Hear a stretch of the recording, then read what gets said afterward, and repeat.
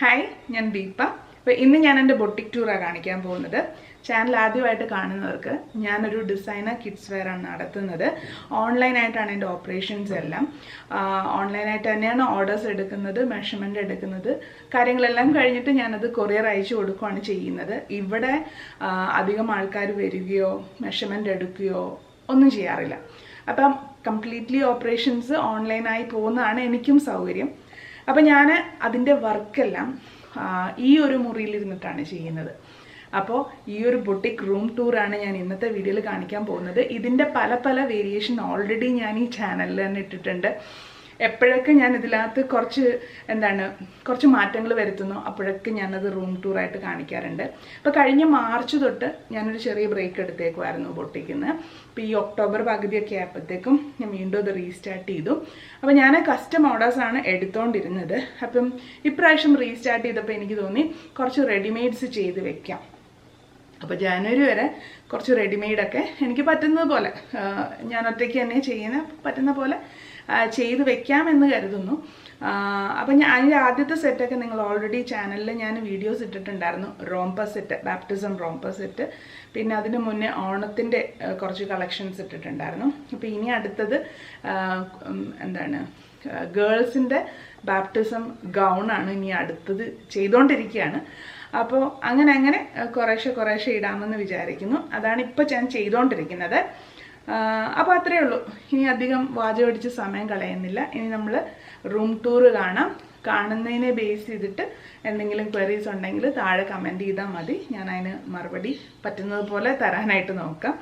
അപ്പോൾ അത്രയേ ഉള്ളൂ. നമുക്ക് നേരെ വീഡിയോയിലേക്ക് കടക്കാം. അപ്പോൾ നമുക്ക് തുടങ്ങാം. ഇതാണ് മെയിൻ എൻട്രൻസ് കഴിഞ്ഞ ഉടനെ തന്നെ ഈ ഒരു റൂമാണ്. അപ്പോൾ ഇതിൽ ഈ സൈഡിലൊക്കെ കണ്ടോ, നമ്മുടെ ആനക്കുട്ടിയുടെ കരവിരുതുകളാണ്. അപ്പോൾ അതൊന്നും ഈ ഇടയ്ക്കൊന്നും നന്നാക്കാൻ പറ്റുമെന്ന് തോന്നുന്നില്ല, കാരണം അവൾ കുത്തിവരയുടെ അങ്ങറ്റത്ത് നിൽക്കുവാണ്. ഓക്കെ, അപ്പോൾ ഇതാണ്. ഇവിടെ ഞാൻ ആദ്യം ഒരു ഗേറ്റൊക്കെ കൊടുത്തിട്ടുണ്ടായിരുന്നു. ആ ഗേറ്റ് ഞാൻ ഈ ഇടയ്ക്ക് ഇളക്കി മാറ്റി. ഒരു ചെറിയ മെറ്റൽ ഗേറ്റായിരുന്നു.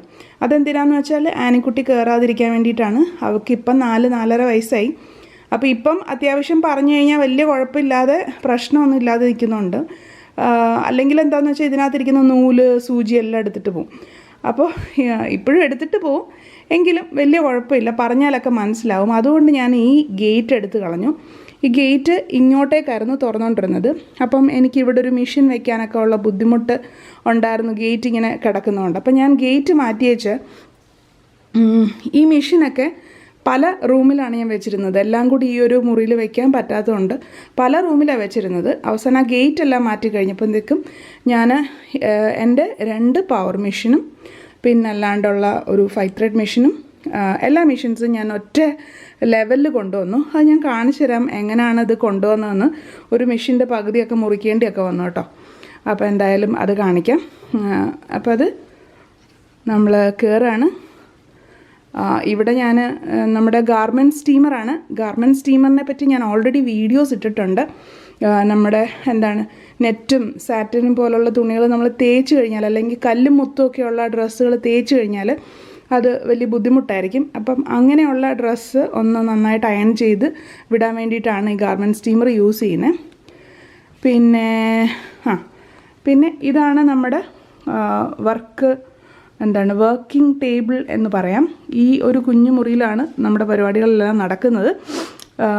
ഇപ്പോൾ എനിക്കൊരാൾക്ക് നിന്ന് ജോലി ചെയ്യാം, വേണേ ഒരാൾക്കും കൂടെ നിൽക്കാം, അത്രയേ ഉള്ളൂ. അത്രയും വലിപ്പമേ ഉള്ളൂ ഈ മുറിക്ക് കേട്ടോ.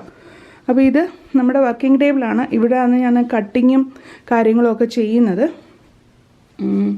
ഇത് പിന്നെ നമ്മൾ പ്ലാനിങ്ങിൻ്റെ ആളാണെന്നറിയാമല്ലോ, ഒത്തിരി പ്ലാനിങ് വീഡിയോസ് ഞാൻ ചെയ്തിട്ടുണ്ട് ചാനലിൽ. അപ്പം ഇത് നമ്മുടെ ഡെയിലി പ്ലാനറാണ്. പിന്നെ നമ്മുടെ ജേണല്, പിന്നെ ഇതിൻ്റെ രജിസ്റ്റർ, പിന്നെ അങ്ങനെ സ്ക്രിപ്റ്റ് ബുക്ക്, അങ്ങനെ ഒത്തിരി സാധനങ്ങളുണ്ട്. ഇത് കുറച്ച് അലുക്കുലുത്ത് സാധനങ്ങളാണ്. പിന്നെ ഇതിൻ്റെ വീഡിയോ ഒക്കെ ഞാൻ ഓൾറെഡി ചെയ്തിട്ടുണ്ട്. അപ്പോൾ കാണാത്തവരുണ്ടെങ്കിൽ കാണുക. ഇനി നമുക്ക് ഇങ്ങോട്ടേക്ക് വരാം. ഇതിപ്പോൾ ഞാൻ കുറച്ച് വർക്ക് ചെയ്തുകൊണ്ടിരിക്കുന്നതുകൊണ്ടാണ് കുറച്ചൊന്ന്, അല്ലെങ്കിലും ഇവിടെ എല്ലാം മെസ്സിയായിട്ട് തന്നെ കിടക്കുന്നത്. ഇപ്പോൾ ഇടയ്ക്കിടയ്ക്ക് ഇപ്പോൾ ക്ലീൻ ചെയ്യുന്നുണ്ട്. കാരണം എനിക്ക് നല്ല വെള്ള തുണിയിലാണ് പണി നടക്കുന്നത്. അതുകൊണ്ട് ഞാൻ കുറച്ച് ക്ലീൻ ചെയ്ത് തന്നെയാണ് പോകുന്നത്. ഇത് നമ്മുടെ ഉഷ ജനോമിൻ്റെ മെമ്മറി ക്രാഫ്റ്റ് 450 എംബ്രോയ്ഡറി മെഷീനാണ്. അപ്പോൾ എംബ്രോയ്ഡറി മെഷീനിൽ കുറച്ച് ടെസ്റ്റ് സ്റ്റിച്ച് ചെയ്തുകൊണ്ടിരിക്കുമായിരുന്നു. ഓക്കെ, ഇതിൽ പേപ്പർ ക്ലിപ്പ് വച്ചേക്കുന്നത് എന്താണെന്ന് വെച്ചാൽ ഈ തുണി ഇങ്ങനെ ഇളകി പോകാതിരിക്കാനാണ്. ഇത് ഞാൻ റിമൂവ് ചെയ്യാനായിട്ട് വെച്ചേക്കുന്നതാണ് എംബ്രോയ്ഡറി മെഷീൻ. പിന്നെ ഇവിടെ ഞാൻ കുറച്ച് പ്ലാനും കാര്യങ്ങളൊക്കെ എഴുതി വെച്ചിട്ടുണ്ട്, ഡീറ്റെയിൽ ആയിട്ടൊന്നും കാണിക്കുന്നില്ല. അപ്പോൾ പിന്നെ ഇവിടെ കുറച്ച് കത്രികയും കാര്യങ്ങളും, പിന്നെ പാക്കിംഗ്. ഇതാണ് കൊറിയർ ബാഗ്സ്. ഈ കൊറിയർ ബാഗ് നമ്മൾ ആമസോണിൽ നിന്ന് വരുമ്പം കിട്ടുന്ന കൊറിയർ ബാഗ് ഉണ്ടല്ലോ, അതുപോലത്തെ ബാഗ് വെച്ചേക്കാണ്. അപ്പം ഞാൻ കൊറിയർ അയച്ചു കൊടുക്കുകയോ ചെയ്യുന്നത്. എൻ്റെ ഡ്രസ്സസ് കൂടുതലും അങ്ങനെ തന്നെയാണ് പോകുന്നത്. ഇത് നമ്മുടെ അന്നക്കുട്ടി എനിക്ക് ഒരു ബർത്ത്ഡേ ഗിഫ്റ്റായിട്ട് തന്ന കേട്ടോ. നിങ്ങൾ കണ്ടു കാണുമെന്ന് വിചാരിക്കുന്നത്. ഞാൻ കമ്മ്യൂണിറ്റി പോസ്റ്റിൽ ഇട്ടിട്ടുണ്ടായിരുന്നത്.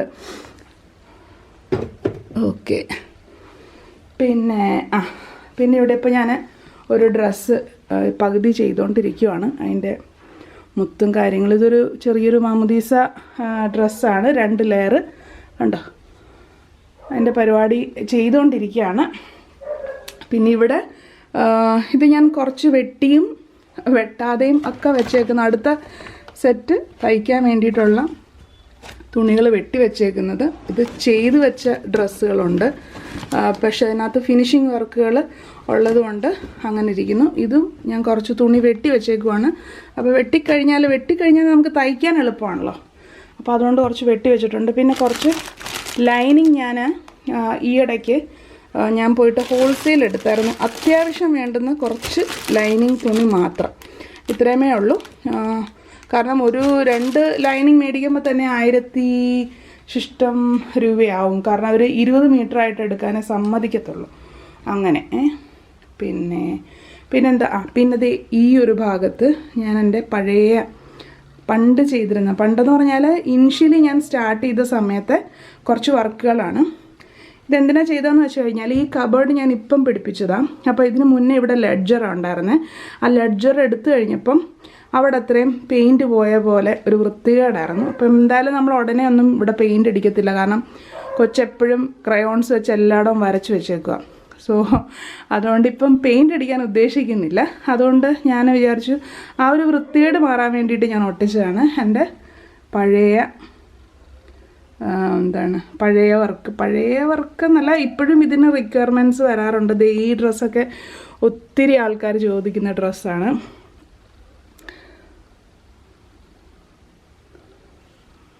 മാമോദീസ ഇതുമൊക്കെ ഭയങ്കര ഡിമാൻഡുള്ള ഡ്രസ്സാണ്. അങ്ങനെ ഓക്കെ. അപ്പോൾ അവിടുന്ന് വന്നിട്ട് പിന്നെ ഇവിടെ ഞാൻ എൻ്റെ പവർ മെഷീൻ വെച്ചിട്ടുണ്ട്. ഇതിൻ്റെ ഇത് ഇപ്പം ഇവിടം വരെ L ഷേപ്പിലാണ് ഞാൻ ഇവിടെ ടേബിൾ ചെയ്തേക്കുന്നത്. എന്നിട്ട് ഈ ഒരു ഭാഗത്ത് ഈ ഒരു മെഷീൻ കയറുന്നില്ലായിരുന്നു. അപ്പോൾ ഈ മെഷീൻ്റെ ഇത്രയും ഭാഗം ബിജു പിന്നെ മുറിച്ച് റെഡിയാക്കി തന്നിട്ടുണ്ട്. അങ്ങനെയാണ് പിന്നെ ഇതിനകത്ത് ഇതിനകത്ത് കയറ്റുകയാണ് ചെയ്തത്. അപ്പം ഇതവിടെ ഇരിപ്പുണ്ട്.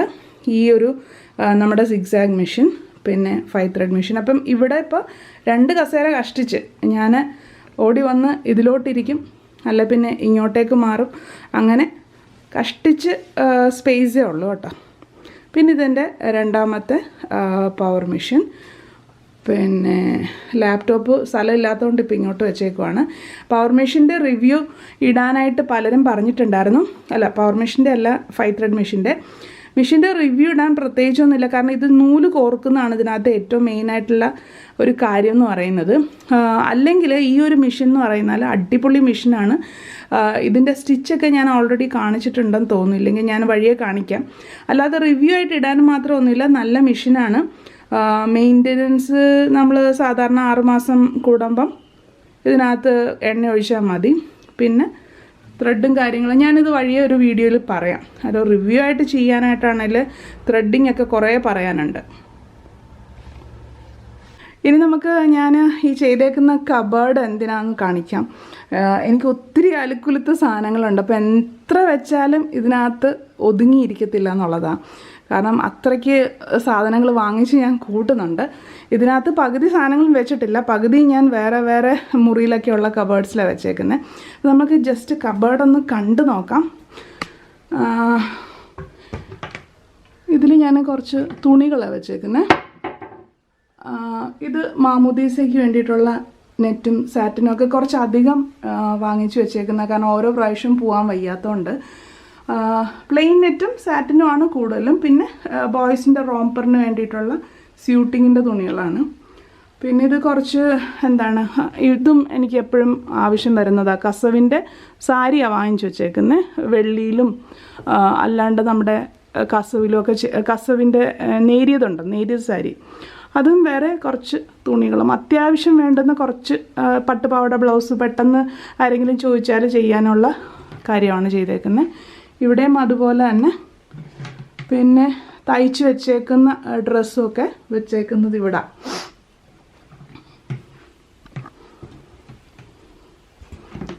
ഇതിനകത്ത് നമ്മുടെ എന്താണ് പേപ്പർ ബാഗ്സ്, പിന്നെ കുറച്ച് എന്താണ് അതിനെന്നാ പറയുന്നത്, ഡയറിയും കാര്യങ്ങളും ഒക്കെ.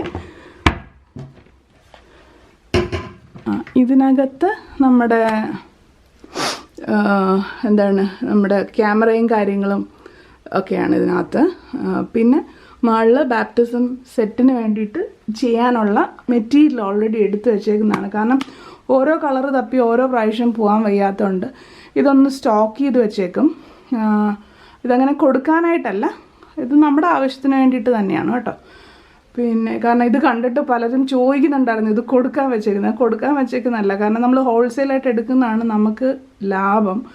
അപ്പോൾ ഹോൾസെയിലായിട്ട് തന്നെ പോയി എടുത്ത് ഇവിടെ വെച്ചേക്കുന്നതാണ്. പിന്നെ ഇത് എംബ്രോയ്ഡറിയുടെ അടിയിൽ വയ്ക്കാനുള്ള എന്താണ് സ്റ്റെബിലൈസേഴ്സും പിന്നെ പേപ്പർ ബക്രവും ഒക്കെയാണ്.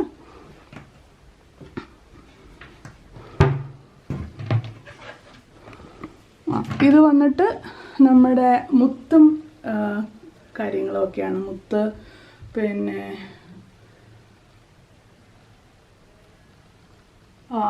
എന്താണ് അതിൻ്റെ മുകളിൽ ഈ തുണിയിലൊക്കെ വെക്കാനുള്ള ബട്ടൺസ്, അങ്ങനെയുള്ള ഒത്തിരി കാര്യം. മിററ്, പിന്നെ ഷോ ബട്ടൺസൊക്കെ കുഞ്ഞു പിള്ളേരുടെ ഡ്രസ്സിലൊക്കെ ഒത്തിരി ഷോ ബട്ടണും കാര്യങ്ങളൊക്കെ ഉണ്ട്. പിന്നെ ഇതിപ്പോൾ ഞാൻ ചെയ്ത് വെച്ചേക്കുന്ന കുറച്ച് ടിയാരയും ഈ ബാപ്റ്റിസം ക്യാൻഡിൽ ഡെക്കറേറ്റ് ചെയ്തതൊക്കെയാണ്. ഇതും അതുപോലെ തന്നെ എംബലിഷ് ചെയ്യാനുള്ള മുത്ത്, ചെറിയ മുത്തുകൾ. ഇതൊന്നും ഞാൻ അധികം യൂസ് ചെയ്യാറില്ല. അങ്ങനെയുള്ള കുറച്ച് സാധനങ്ങളാണ്.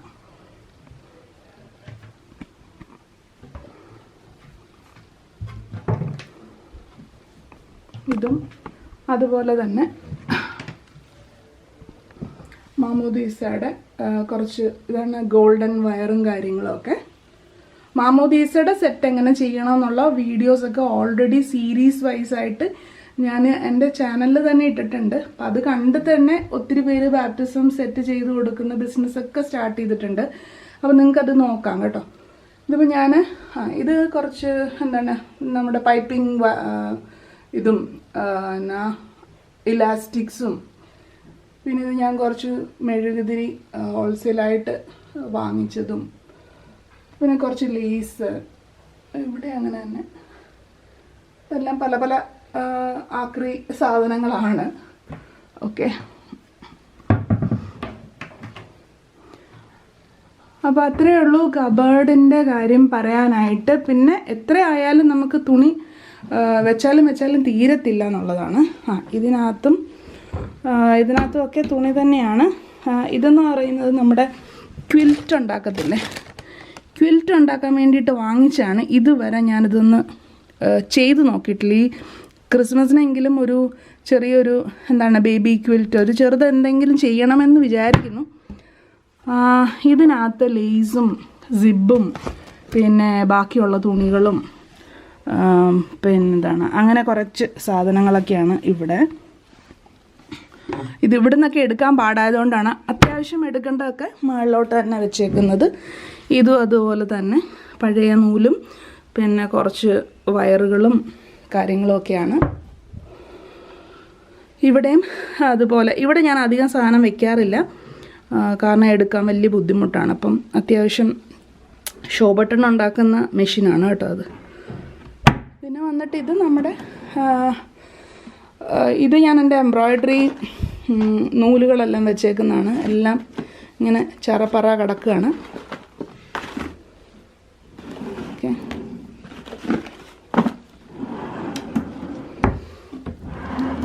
ഇത് നമ്മുടെ നോർമൽ നൂലും കാര്യങ്ങളും.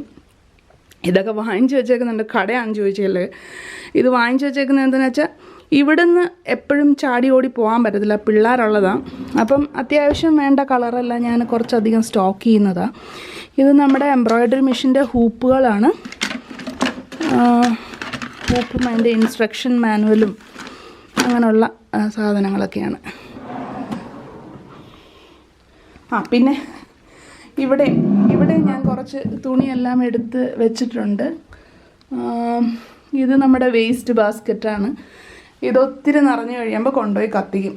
അപ്പം ഇത്രയുമാണ് നമ്മുടെ ബൊട്ടിക് റൂം ടൂർ എന്ന് പറയാനായിട്ട് ഉള്ളത്. ഇനി വഴിയെ വേറെ വിഷയങ്ങളുമായിട്ട് നമുക്ക് കാണാം. വീഡിയോ ഇഷ്ടപ്പെട്ടെന്ന് കരുതുന്നു. അപ്പോൾ നിങ്ങൾക്ക് എന്തെങ്കിലും അഭിപ്രായങ്ങളോ എന്തെങ്കിലും ക്വസ്റ്റ്യൻസോ ഉണ്ടെങ്കിൽ താഴെ കമൻറ്റ് സെക്ഷനിൽ ചോദിക്കുക. അപ്പോൾ അടുത്ത വീഡിയോ ആയിട്ട് നമുക്ക് ഉടനെ കാണാം.